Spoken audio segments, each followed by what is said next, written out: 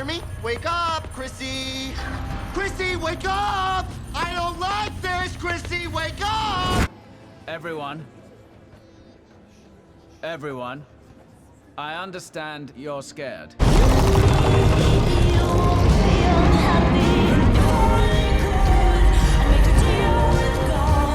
I am what you made me.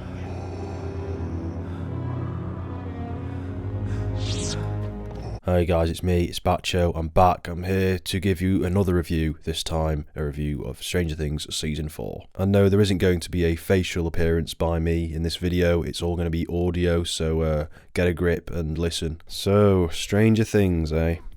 Stranger fucking Things, man. First things first, right, before I say anything else, I had a fucking blast watching that. That was a ride. Finally, I could be positive about something. No, that was almost overwhelmingly entertaining. It was almost impossible not to be entertained by that season. The characters of this show are so inherently likable. Stranger Things has always done such a stellar job at creating really charismatic and lovable characters that are just great to follow. There's always good character moments to be had from any given season of this show. Honestly, I wasn't that arsed about this going in. It felt like a show that could have easily ended after the first season, but I can't lie, I ended up having a really good time. This season is insane. It has everything. It's this out of control but colourful amalgamation of a whole bunch of different genres that aren't necessarily all working harmoniously with one another, but I don't care. Season 1 was fairly grounded, but with each season the show gets more and more cartoonish and over the top, just kind of more and more stupid. And Season 4 is just full on, off the wall, crazy and wacky fun. It's dumb, stupid and ridiculous,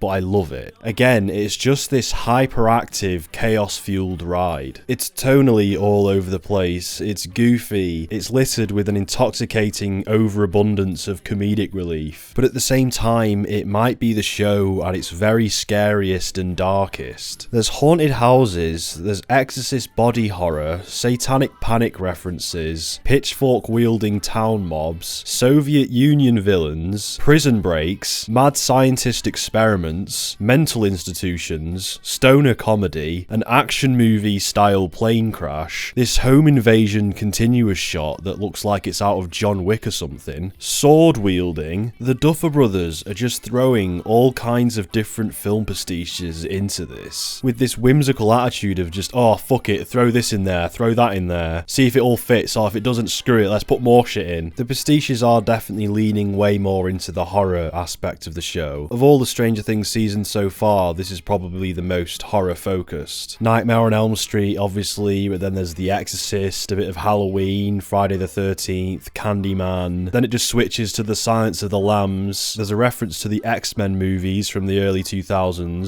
Scooby-Doo, Home Alone, bit of Evil Dead in there I think, and also just a shit ton of Lord of the Rings references. I mean, I think they are, I'm not entirely certain. You knew something so small could cause so much trouble.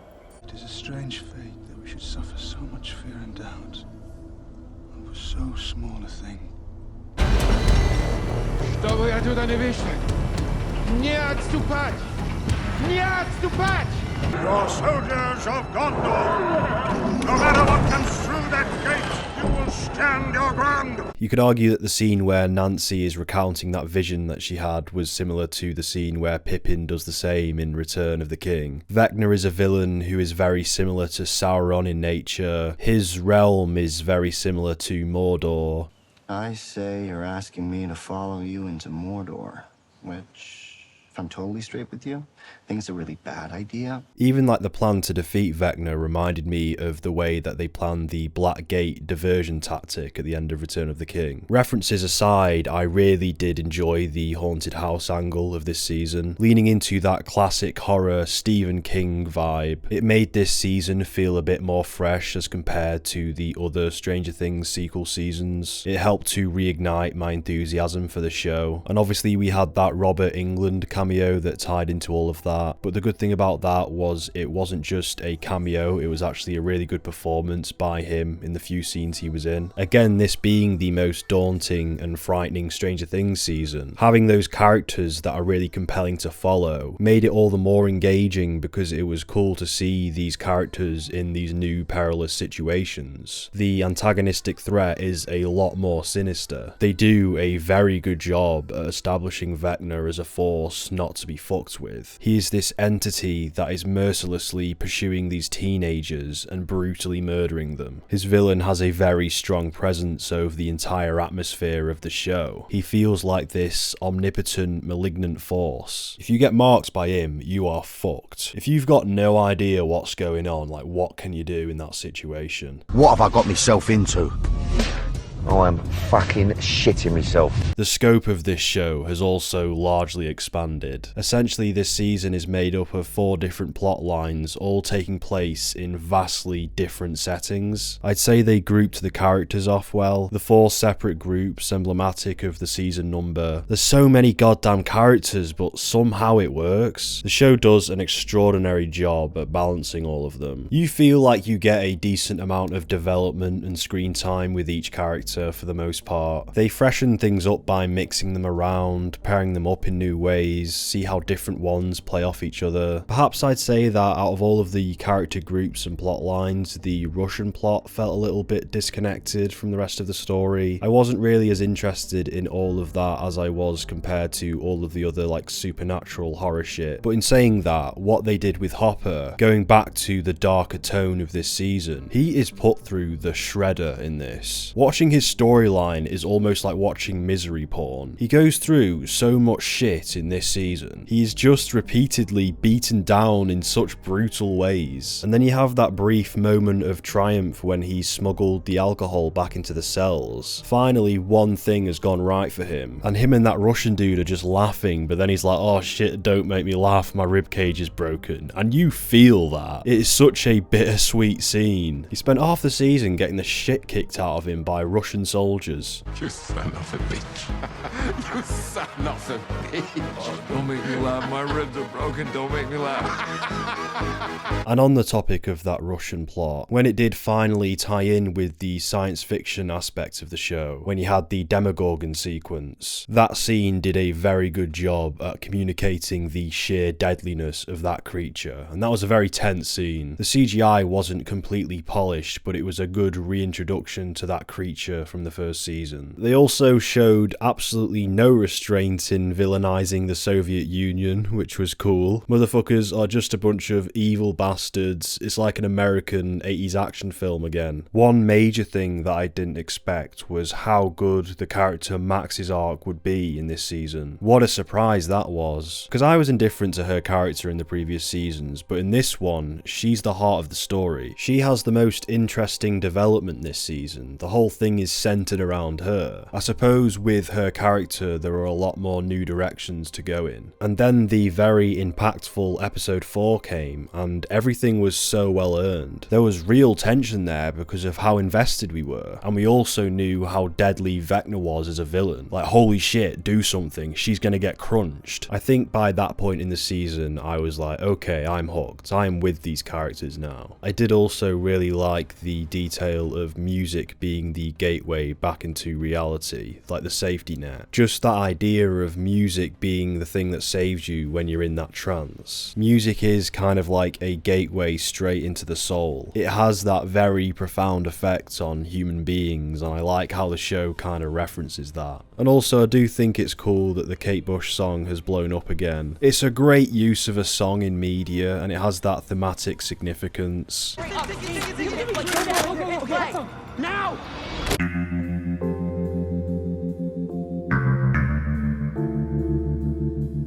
The new character of Eddie Munson I really liked. Just his dynamic with Dustin and the Hellfire Club felt really genuine. I like how he's the older guy who's a bit of a mentor to the younger kids, but he's still really knowledgeable about all of this fantasy D&D stuff, and he's into his heavy metal as well. I know I might not sound that enthusiastic when I'm saying all this, but I do have a smile on my face. It is just really hard to make this voice sound like it's saying something positive, but I am smiling, so just picture that. Just picture picture me staring at a computer screen on my own, just smiling at myself. Eddie was actually my favourite part of the first episode. Amidst all of the chaos of having to reintroduce all of these characters and plot lines, we got a great introduction to his character. The scene of Eddie and Chrissy chatting in the woods was really good. Probably the best acted scene of that entire episode. These were two newcomers to the show, and I connected with them the strongest out of all the other characters. It's what makes that initial ending all the more horrific. Like, neither of these people have any idea what's going on. And Chrissy is just this sweet, innocent young girl. The two have this wholesome little relationship. Joseph Quinn, the actor who played Eddie, he did a really good job in that scene. Going from this semi-confident rocker teenager to this terrified boy, and he delivered a really good scream as well. Okay, Chrissy, wake up. Hey, hello? Chrissy, hello? Hey, Chrissy! I did like that moment where he shreds his guitar near the end of the season, using music to overcome evil again. It was pretty badass. It was unfortunate that he died, but I do think his death scene was kinda weak. They really hammed it up. I think they thought it was a lot more emotional than it actually was. I didn't run away this time, right? No. However, a small little detail, they actually used the same song for Eddie's death that they did at the end of season 1 when they found Will. Come on. That's it! That's it! That's it, baby! And I did appreciate the speech that Dustin gave to Eddie's uncle. I thought that was a lot more well acted. I was with him.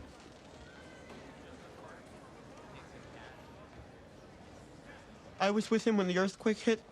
Again, going into this season, I didn't really have any respect for Stranger Things as an ongoing saga. The lore doesn't matter to me. Every season is just finding a new excuse to involve a supernatural threat. It very well could have ended after the first season. Seasons 2 and 3 have essentially been consecutive soft reboots of the first season, only with the production value gradually improving and thus the stakes of the show getting bigger. And of course, those same consistent characters being fleshed out more. I've been enjoying all of it, but it is fairly repetitive. But the strongest aspect of the whole show for me is just those likeable fucking characters. They carry it. However, of all of these sequel seasons, this one does the best job at adding to the history and world of the show without it seeming quite so contrived. It feels a little more inspired and original, like the Duffer Brothers had an idea. There is that big reveal at the mid-season finale, which of course I did guess in my infinite wisdom. At least I guessed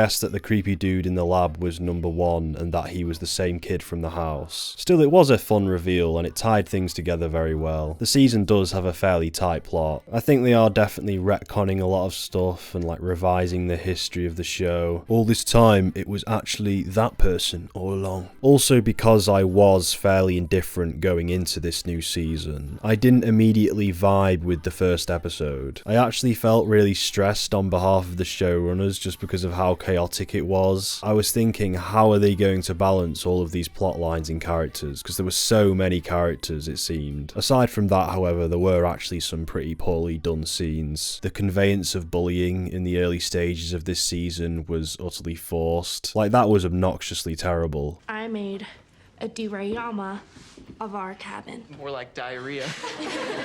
Even for an 80s pastiche, those bullies were stupidly over the top. Sorry you can't cry to teacher today. You'll just have to cry to your daddy instead. Oh wait, can't do that either. I didn't buy that at all. It felt so ham-fisted. It's one thing to have cartoonish characters, but it's another thing entirely to have one-dimensional ones. The acting wasn't exactly subtle, and it was just hammering you over the head saying, "Feel sorry for 11." Stranger Things, as well as a lot of Netflix shows, sometimes contain my least favourite type of storytelling, which is this insistent, crassly emotionally manipulative way of getting things across. Wipe out!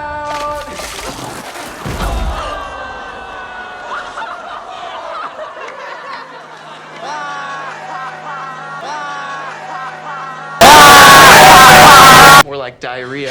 Shitty sad music playing, oh you gotta feel sad now. Then it's shitty comedic music playing, oh now it's funny, now you're supposed to laugh. But now the music stopped, it's not funny anymore. It's very serious. If the rest of this season was done in this ilk of storytelling, I would have thought it was shit. That was like a big red flag for me, but luckily it didn't last that long. The inclusion of the satanic panic was pretty on the nose a lot of the time, even though I did like how it was incorporated into the plot. Like, it was a good way of encapsulating that specific piece of history into the show. Just that one scene when they really dumbed it down and they were like, oh, it's an epidemic. Oh, it's happening all over the country, man. Well, shit, I've read the wrong person plays this game. It can warp their mind. They confuse fantasy and reality, and innocent people die.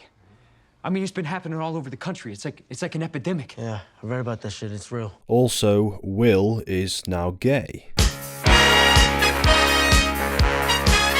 I actually had no problem with that aspect. I just thought the way it was communicated within this season was really funny and obvious. Like the girl kicking his leg and him being like, oh, get away from me. It's like fucking Smithers. It's so obvious. His personal hero was literally Alan Turing. Do you get it? Apparently there have actually been a few hints towards him being a gay beau in previous seasons. Fair enough. I mean, it's still probably Netflix's way of insincerely pandering to a trend, but I really don't care. Make them all gay. In fact, get rid of all of the characters and just have the guy from Sex Education in it. Just have that actor play all the characters. There is the matter of the characters of the show now having become partial brands of themselves, so they do play into their said brands a lot. For instance, sometimes you see them as products delivering what the audience has come to expect from them rather than the actual characters. Like, on the one hand, I think Dustin and Steve have great chemistry, but that is like the mega brand at the moment. Like, that is such a fan favourite, lucrative pairing. You know what, honestly, Henderson? A little humility every now and then,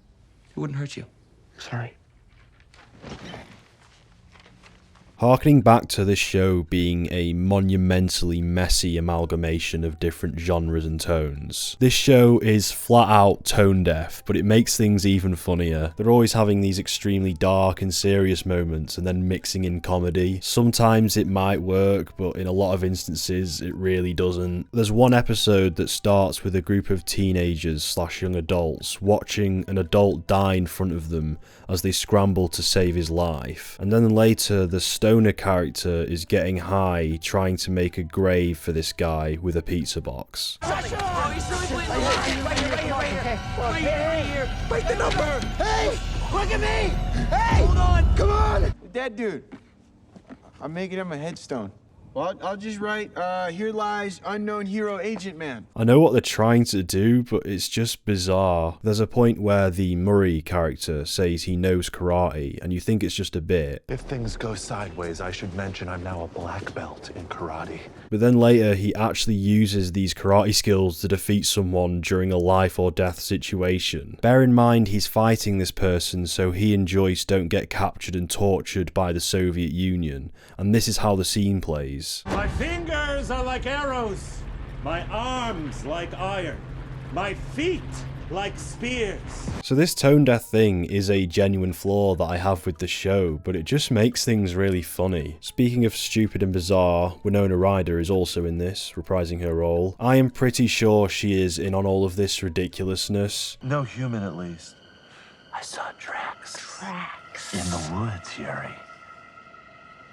Bears. Bears. She is having a laugh with the performance she is giving, just pissing about. What about Owens? He's got to have contacts or spies here, which is why, from here on out, you're gonna be Murray. In the show's defense, the finale had some comedic relief that did actually work for me in the way that it was supposed to. When Eleven comes and saves Max and she's like, how did you get here? And she's like, I piggybacked from a pizza dough oven. And she's like, what? That was like a break in the wind in terms of the tension of that episode. A nice little moment of positivity amidst an overpoweringly perilous finale. I'm real. How? I piggybacked from a pizza dough freezer. What? Even though I did like the show a lot, the dialogue is still very corny. It has been like that for a while. But that's what holds this whole party together, heart. Because, I mean, without heart, we'd all fall apart. See, I was wrong this whole time. I wasn't cursed. I am the curse. I get a big enough thump on my head, I can change, you know? I can learn. Listen, I guess what I'm trying to say in a really stupid roundabout way is thank you. For giving my head the biggest thump of its life. 2 years ago. Not all of these special effects are polished. I appreciate that Vecna was mostly practical though. I do really like the upside down as a setting, but there are a lot of times where it looked a little bit phony. The beginning of episode 7 had that really cool fight scene, but you could kind of tell that it was taking place on some kind of soundstage, and certain action scenes involving Eddie in the finale didn't look great. Overall though, I did have a really good time with this. It's easily the best sequel season, it has the strongest justification for existing, it feels like the freshest and most original thing since season 1. It isn't existing obligatorily, like it's just dragging out the same basic plotline. The Stephen King haunted house demonic horror helped to make this season stand out more. It changed things up. The feature length of all the episodes wasn't a problem for me, they went by like nothing. If I had to rank all the seasons, I guess I'd still say that season 1 is the best. This season's easily the second best, not perfect, but it was a lot of fun. I like season 2 for some of the directions they took certain characters in. I'm not really arsed about season 3, that's when it kind of started to feel the most like a kind of brand. It's such an exciting and adventurous show. It puts shit like Kenobi to shame. Maybe it was a lie. Pull a fucking finger out, Hollywood, honestly. It really pisses me off because I know that a lot of my friends were watching Obi-Wan Kenobi when that was coming out, and none of them were watching Stranger Things, when it's literally like one of the most entertaining things we've gotten this year. And Obi-Wan Kenobi is this uninspired fucking slogfest, like just pathetic storytelling. But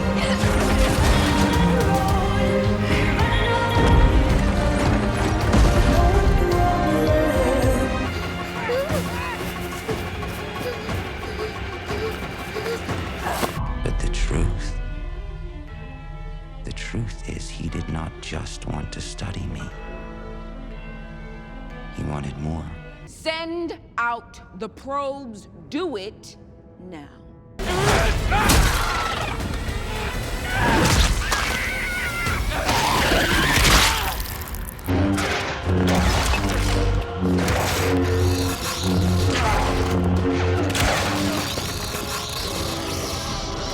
It's like if you had two relationship partners to choose from. One was like fucking Keanu Reeves and the other was Harvey Weinstein, and you chose Harvey Weinstein. Like, what the fuck are you doing to yourself? Anyway, that was Bacho, signing off.